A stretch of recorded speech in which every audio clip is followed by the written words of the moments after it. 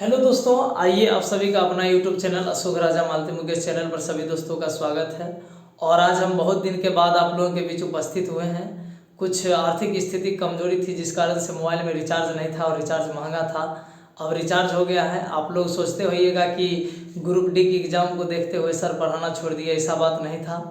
आर्थिक स्थिति कमी थी इसलिए वो हो गया है। अब हम आप लोग को फिर ऐसे ही मैथ रीजनिंग पढ़ाते रहेंगे। और आप लोगों के लिए ये स्पेशल मैथ है। Group D math exam date आप लोग का 22 फरवरी 2022, यानी कि आप लोग का ग्रुप डी का एग्ज़ाम जो है 22 फरवरी 2022 से शुरू हो जाएगा। इसलिए अभी से ही मैथ और रीजनिंग पर ज़्यादा फोकस करके अच्छा से पढ़ना, क्योंकि मैथ रीजनिंग आपका प्लस पॉइंट होगा। अगर मैथ रीजनिंग आप सॉल्व कर लेते हैं, कम से कम 30 यानी कि 30 रीजनिंग रहेगा और 25 मैथ। इसमें आप कम से कम मानिए 30 गो है ना रीजनिंग, तो उसमें से 25 को बना देते हैं, 20 को मैथ, 50 प्लस आपको मैथ रीजनिंग उधर सही हो जाता है। आप इधर साइंस में भी अगर 10 सही कर लेते हैं, 50 और 10 60 और 2-4 को यानी कि करंट अफेयर्स लगा के 65 नंबर आपको आ रहा है तो आपका रिजल्ट हो जाएगा। 65 हमेशा चांस रखिए 65 प्लस करने का। और सीट भी बहुत ज़्यादा 1,03,000 है। तो इसको देखते हुए आप लोग को तैयारी कीजिए। ये समझिए आखिरी मौका है, इस तरह से तैयारी करना है। चलते हैं आज का क्वेश्चन किस तरह है आप लोग देखिए। और बहुत ही इंपॉर्टेंट क्वेश्चन लेके आए हैं आप लोग के बीच। एकदम सब प्रीवियस ईयर ग्रुप डी का क्वेश्चन पूछा हुआ है और इसी आधार पर फिर रहेगा। आप लोग सिर्फ देखिए वीडियो को और समझने की कोशिश कीजिए। नहीं समझते तो मुझे कॉमेंट जरूर कीजिएगा। बढ़ते हैं आगे क्वेश्चन की तरफ। 1 नंबर क्वेश्चन है, ए एवं बी एक कार्य को क्रमशः 40 दिनों और 60 दिनों में पूरा कर सकते हैं। वे कुछ दिन साथ में कार्य करते हैं और बी कार्य छोड़ देता है। यदि ए बचा हुआ कार्य 10 दिनों में पूरा करते हैं, ज्ञात कीजिए बी ने कितने दिनों के लिए कार्य किया था। सबसे पहले इसका कुल कार्य निकाल लेते हैं कि कुल किया था कितना।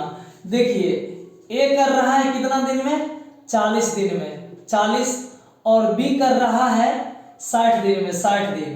ठीक है, ये यहाँ पर कुल कार्य कितना हो जाएगा, ये दोनों का एलसीएम 40 और 60 का एलसीएम आपको हो जाएगा 120। यहाँ पर 120 लिखेंगे। 40 तिया ये 3 दिन कार्य करेगा, 40 तिया 120, ये 60 दुना 120, ये इसका क्षमता 3, इसका क्षमता 2। अब देखिए क्या हुआ कि क्या करा, बी कार्य को छोड़ देता है। बी अगर कार्य छोड़ देता है, ए तो करता हुआ कुछ दिन के लिए। अब देखिए ए बचा हुआ कार्य 10 दिनों में पूरा करते हैं। देखिए ए बचा हुआ कार्य, आप एक चीज ध्यान दीजिएगा कि ए का वैल्यू तो ये है और बचा हुआ कार्य कर रहा है कितना दिन में, 3 दिन में। तो 10 यानी कि 3 की क्षमता से 10 दिन में कर रहा है और 3 की क्षमता से कितना काम कर देगा, 30 को कम कर देगा। और कुल काम था हमको 120। 120 में से 30 को कम कर दिया है ए, तो बचा कितना, 90 को कम। और 90 काम में ये दोनों मिल करता है। तो बी का काम कितने, बी कितना दिन पहले छोड़ यानी कि कितना दिन में छोड़ देता है। तो देखिए 90 कम बचा है, दोनों कितना क्षमता से कर रहा है, वो 3 के एगो 2 से, यानी कि 5 के क्षमता से कर रहा है। 5 का मान 5 का 5 5 18 90, एक का मान 18। पूछ किसका रहा था, बी। इसका मतलब यही बी का मान है, बी बराबर 18, क्योंकि मैंने ए का कार्य इसमें से निकाल दिया था 30 दिन 120 में से, तो जो बचा अब वो बी ही कर रहा है। 18 दिन करेक्ट आंसर हो जाएगा। समझने में किन्हीं लोगों को दिक्कत होगा तो जरूर बताइएगा। ठीक है, आगे बढ़ते हैं। 2 नंबर क्वेश्चन है, एक दुकानदार अपनी वस्तुओं पर इस तरह अंकित मूल्य करता है कि 20% छूट देने के उपरांत भी उसको 8% का लाभ होता है। उस वस्तुओं का अंकित मूल्य ज्ञात कीजिए जिसकी लागत उसे 500 पड़ती है। देखिए 500 पड़ती है, रुपया कुछ भी हो, 500 हो, 1000 हो, 1 लाख हो, 10 लाख हो, 20 लाख हो, बस सिर्फ यहाँ पर जितना रुपया उसका लगता है वो लिख देना है। और सबसे अंत में ये देखना है कि पूछ क्या रहा है। एकदम बेहतरीन ट्रिक है, नहीं तो टाइम लैप्स नहीं, 10 सेकेंड का ट्रिक है। अंत में क्या पूछ रहा है, 20% लाभ हो, सॉरी 8% लाभ हो गुने 108। अब देखिए शुरू में क्या पूछ रहा था, 20% छूट हो, उसको नीचे लिखना है 80। आप लोग जानते हैं कि लाभ होता है तो 100 में जोड़ देते हैं जितना लाभ होता है, और हानि होता है तो 100 में से घटा देते हैं। लेकिन याद रहे कि अंत में जो पूछेगा वो ऊपर जाएगा और जो पहले पूछेगा वो नीचे आएगा। बस क्वेश्चन का आंसर तैयार है। 8% लाभ 108 बट्टा 20% छूट है तो 80।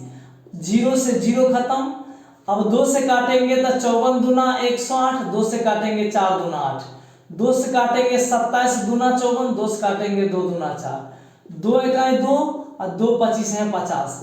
अब 27 को 25 से गुना कर दीजिए, 7 पचे 35 के 5 हासिल 3, 5 दूना 10 3 13, 27 दूना 54, 5 4 दिन 7 5 1 6, 675 is the correct answer, E number option. किन्हीं लोगों को प्रॉब्लम एकदम धीरे धीरे समझना है, ठीक है। कछुआ जैसे धीरे धीरे चलते चलते चल गया मंजिल तक, और खरगोश को घमंड था, हम बहुत जानते हैं। बहुत लोग ऐसे होंगे ये सब सवाल तो हम फूक देंगे, बहुत लोग होते हैं, लेकिन वही लोग बोर्ड में जाके हड़बड़ी में गड़बड़ी करके और 625 मार के आएंगे। और ज़्यादा तेज आदमी को देखे होइएगा 10वां इंटर में, बहुत आदमी ऐसे होंगे जिनको परीक्षा में बहुत कम नंबर आता है और टेस्ट में ज़्यादा आता है। और ऐसे ग्रुप डी में भी होता है, तेज लड़का नहीं क्वालिफाई करता है और जो कम तेज रहता है क्वालिफाई करता है, क्योंकि कम तेज वाला स्टूडेंट सोच सोच के जितना ही मारता है अच्छा एकदम, जो 100% उसको लगता है हाँ ये होगा तब मारता है, लेकिन तेज आदमी लहा भी देता है तुक्का। ऐसे में नहीं करना है, जो आपको नहीं जानते हैं उसका निगेटिव नहीं लीजिए, एक निगेटिव बहुत मायने रखता है आपको, ठीक है। आगे चलते हैं। 3 नंबर क्वेश्चन है, एक आदमी रेलगाड़ी से 420 किलोमीटर की दूरी तय करता है जो 75 किलोमीटर प्रति घंटा की चाल से चलती है, और यह 50 किलोमीटर प्रति घंटा की चाल से चलने वाली कार से वापस लौटती है। पूरी यात्रा के लिए उसकी औसत चाल ज्ञात कीजिए। औसत चाल बराबर एक सूत्र होता है 2xy बट्टा x प्लस y, ठीक है। बहुत लोग ये भी जानते हैं 2ab बट्टा a प्लस b, बात दोनों में सेम ही है। आप पहले वाला जो उसको a मान लीजिए, पहला चाल क्या है इसका, तो हो गया 50, तो a का मान 50। उसके बाद दूसरा चाल क्या है इसका, दूसरा चाल किधर गया 75, तो b का मान हो गया 75, ठीक है। अब देखिए दोनों पता चल गया। उसी तरह x में भी होता है, x बराबर पहला है 50, y बराबर कितना है ये 75, नहीं x का मान पहले x 75 होगा, ये 75 होगा, और ये b का मान 50 होगा। जो पहले उसको x y a b मानना है, तो ये हो जाएगा यहाँ 75 और y हो जाएगा यहाँ 50, तो 2 लगा है 2, x का मान कितना है 75, अब बीच में कुछ नहीं रहता है तो गुना के चिन्ह, y का मान कितना 50 बट्टा x प्लस y, दोनों का योग 5, और ये 7 5 12, 125, 25 दूना 50, 25 5 125, 5 का 5 5 15 75, 15 दूना 30, 30 दूना 60, 60 किलोमीटर प्रति घंटा के रफ्तार से ये कार औसत चाल देगा। ए नंबर ऑप्शन 60 किलोमीटर प्रति घंटा। बहुत लोग इसके बारे में सोचते हैं, ये तो डिनोट कर रहा था कि 420 किलोमीटर जाता है, यहाँ पर हम ये भी लिख देंगे 1000 किलोमीटर जाता है। जाता उससे क्या मतलब है, कितना स्पीड से गया कितना स्पीड से आया, ये मायने रखता है। तो आप लोग को ये सूत्र अगर याद है ना, 2xy बट्टा x प्लस वाई, चाहे 2ab बट्टा a प्लस b, तो आप इसको आसानी से सॉल्व कर सकते हैं। लेकिन याद रहे कार जाता है और आता है दोनों होना चाहिए, एक बार जा रही है एक बार आ रही है, ठीक है दोस्तों। चलते हैं। 4 नंबर क्वेश्चन है, 1323 को किस छोटी से छोटी संख्या से गुना किया जाए कि ये पूर्ण घन बन जाए। आप लोग अगर इसका रूल नहीं जानते हैं तो बोर्ड में आपको 5 मिनट लगेगा।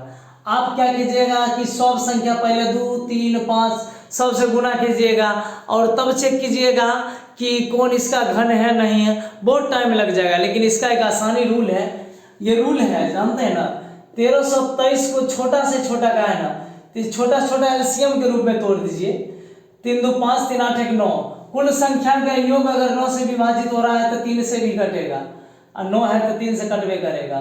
3 चौके 12, 1 3 चौके 12, 3 इकाई 3, 4 4 8 1 9, फिर 3 से लगेगा, 3 इकाई 3, उसके बाद 3 चौके 12, 3 7 21, 7 4 11 12, फिर 3 से, 3 चौके 12, 3 9 27, अब नहीं लगेगा, अब 7 से, 7 7 49, फिर 7 इकाई 7।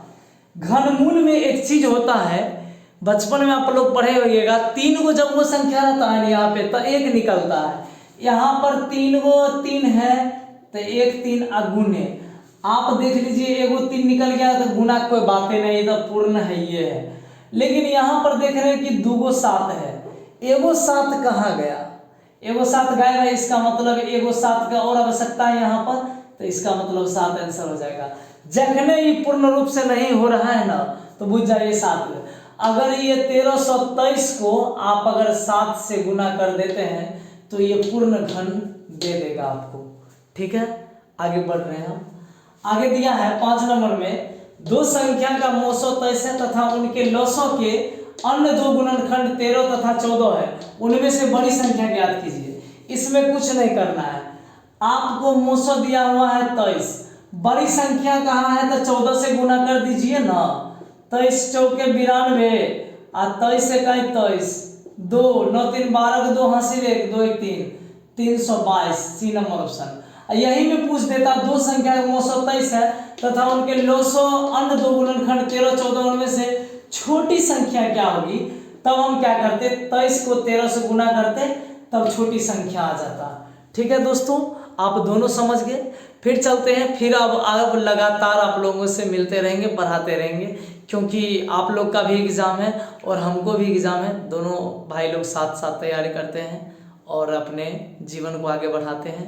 चलते हैं दोस्तों, फिर मिलेंगे अगले वीडियो में। आज के लिए इतना ही, धन्यवाद सभी दोस्तों को। और मेरा वीडियो अच्छा लगा हो तो एक लाइक कर दीजिएगा और चैनल को सब्सक्राइब कर लीजिएगा और अपने दोस्तों से भी बता दीजिएगा और वीडियो शेयर कर दीजिएगा दोस्तों। चलते हैं, बेस्ट ऑफ लक, थैंक्स।